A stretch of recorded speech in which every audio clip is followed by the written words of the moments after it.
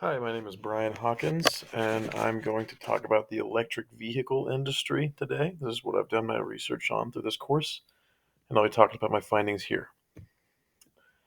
So, the supply conditions in this industry, by far the biggest supply bottlenecks in this industry and the most relevant are that of critical minerals like lithium, nickel, cobalt, and graphite. These are used primarily in the making of batteries for electric vehicles, and they're concentrated in a few select areas of the world. And supply chains, politics, and trade policies here are very big in securing these minerals to consistently make batteries at a price that consumers are actually willing to pay. Charging stations are another of the two biggest supply conditions in this industry. It's estimated that 1.2 million more charging stations are needed to match sales that are projected by 2030. These two conditions of these critical minerals and charging stations are definitely the two most recurring issues when it comes to consumers wanting to buy electric vehicles today. Economies of scale are also really important here because this allows indus- companies in the industry to produce their EVs at a lower price. And as we'll see later, price demand is very high, elastic in terms of price in this industry. Consumers want electric vehicles, but there are just a few barriers right now keeping most of them from actually purchasing one. Demand conditions falling off of that, right? In 2020, market share was 5%. EV's market share in relation to all of automotive sales. In 2020, EVs had just 5% market share. It almost doubled just a year later, and then another 5% was added into 2022, and it's projected anywhere from estimates as low as 40 and as high as 75% of market share in 2030, just 6 years away. So obviously, supply issues on price matter for the future. If there aren't developments made that are adequate enough in charging infrastructure or the ability to make batteries at a lower price, then it'll probably be on the lower end of that projection. And obviously, vice versa, it'll be on the higher end. Charging and performance advancements matter there. Governments can do a lot to help this as well. They can encourage domestic production and competition, like the current administration has in the United States, trying to remain competitive in the global economy. Corporations in this, they need to improve cost efficiency at every turn, improve the performance of their batteries, of their vehicles, even the features that their vehicles provide outside of being an electric vehicle in the first place, and improve the convenience, mostly with regards to charging.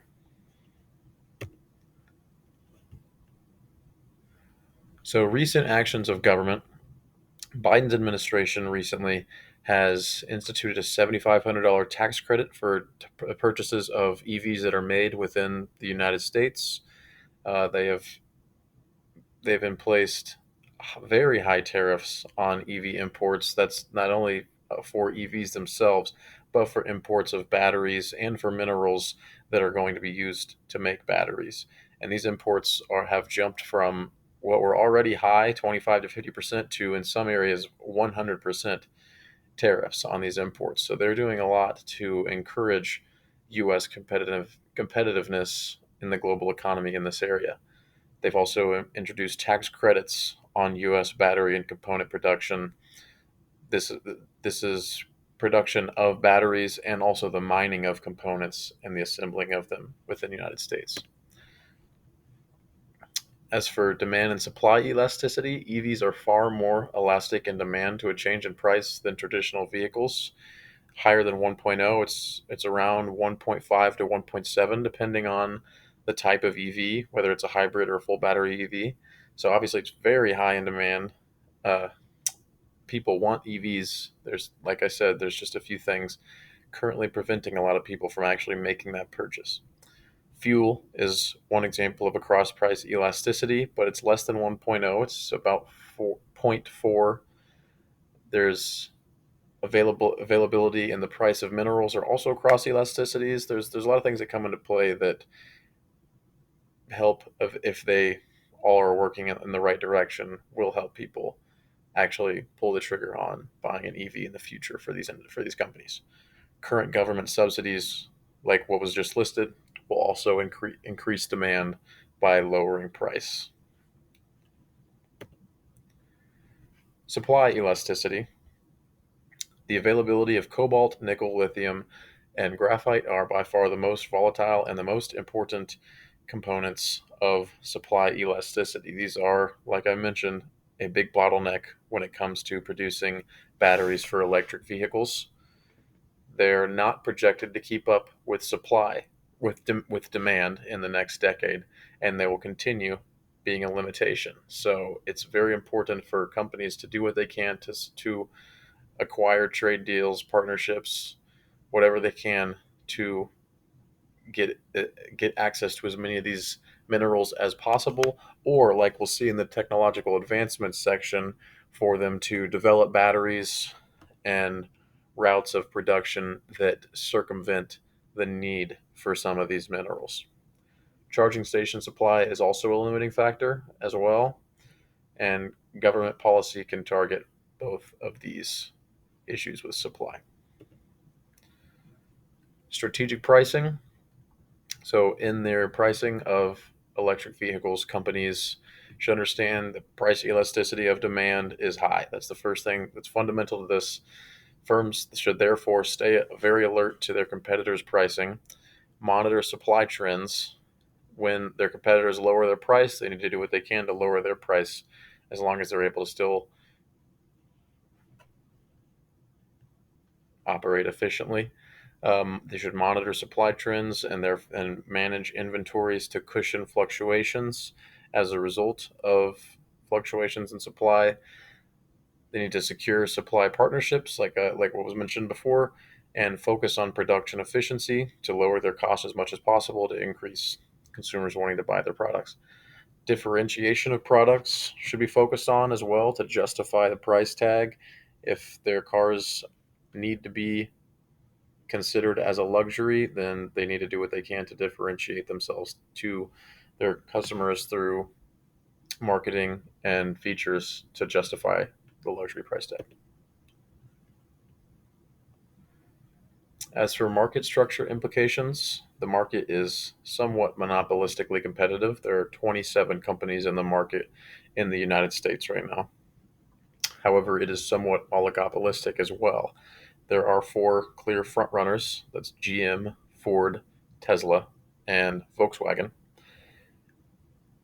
Tesla in this has their lead very clear. GM, Ford, and Volkswagen all have 5 to 7% of market share, and Tesla has about 55% of market share. So together, they have a four firm ratio of about 75%.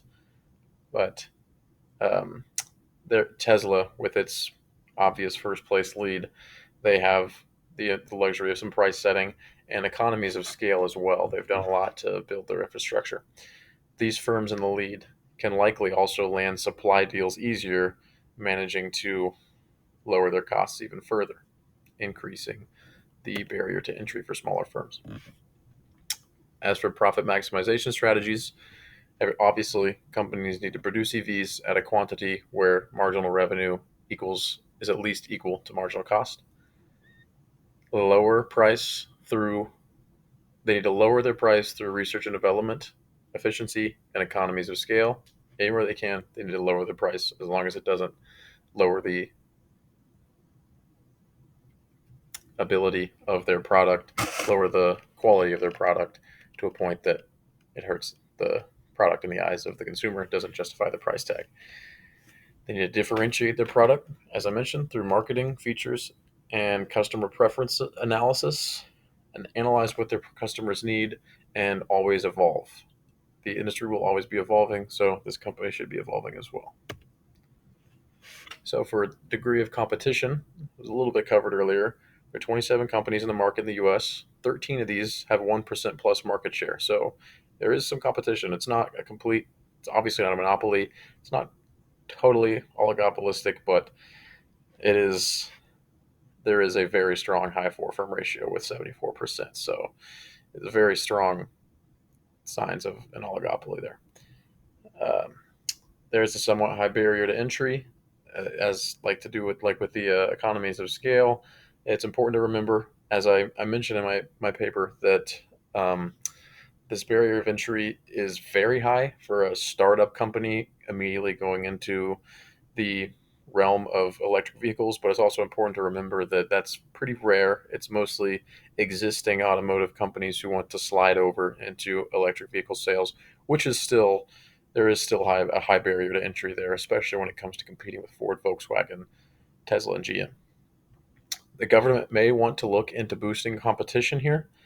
However, the government of the US is trying their best to compete with Chinese EV firms, as right now Tesla is set to be overtaken by a Chinese company in electric vehicle market share globally. So the government of the US may want to hold off on policies that would hurt their big four in this area if their priority is competing in the on the global scale, and then maybe after they've secured that, then maybe do more into boosting competition.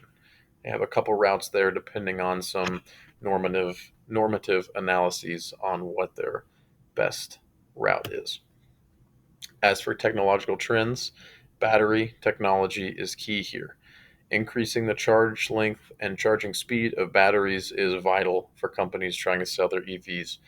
Change in composition is also very important. There are new batteries coming out called solid state batteries that circumvents the mineral cost for some of the most critical minerals that are bottlenecks for creating batteries right now. So, battery technology in the next 4 or 5 years is huge. Charging station speed developments is also vital. The convenience of charging batteries and having them hold their charge is definitely two of the biggest barriers right now to consumers actually purchasing EVs. Governments should continue support of both of these, as they have invested in charging infrastructure, they have invested in composition of batteries, they have invested in buying EVs. If improvements in this area will lead to lower cost and higher efficiency, therefore increasing consumer demand significantly. So, for global trends, there is a lot of attention being placed on climate change, clean energy, and emissions goals by governments all around the world and by consumers. Global issues in regards to the supply of minerals is also very important. Of course, it's fundamental to the creation of EVs and their batteries. Mineral concentrations in specific areas of the world, such as cobalt in the Dominican, the Democratic Republic of the Congo, um, for one example. There's trade deals that have to do with the fact that these minerals are concentrated. Supply chain issues, such as when COVID hit in 2020, supply chains took a big hit, and the development of EVs was also a part of that. Political partnerships and political fallouts are important in this as well. So, in conclusion, the EV industry is very rapidly growing. It will continue to grow. It is inevitability that globally EVs will be dominant in the next 10 years. There's almost nothing that can change that. Um, Currently, relatively concentrated competition in the industry. It is relatively pretty oligopolistic in the United States, at least. The youth of the industry, however, means that landmark developments by any one given company could allow for a very large market share jump. Although Tesla has a 55% market share in the US, like what was mentioned before, the overall market share of EVs in the US is about 14% right now. So, if a company were to make a huge landmark jump, a breakthrough in battery technology or in charging abilities or in the production cost, then that could immediately send them surging in the eyes of consumers and very much boost their market share. Consumers do want EVs right now, which is why it's so elastic in response to price. However, they're holding out for breakthroughs like that. and governments should continue to support EVs in order to keep up globally and reach energy goals. One thing that I've mentioned is the it is inevitable for electric vehicles to dominate the automotive industry. It is not inevitable for the United States to be the leader globally. And it is in their best interest, clearly, to do that. They're trying to do that. China is also trying to do that. So, if the government wants to be a global leader in electric vehicles, then they need to continue what they're doing to support them domestically. Thank you.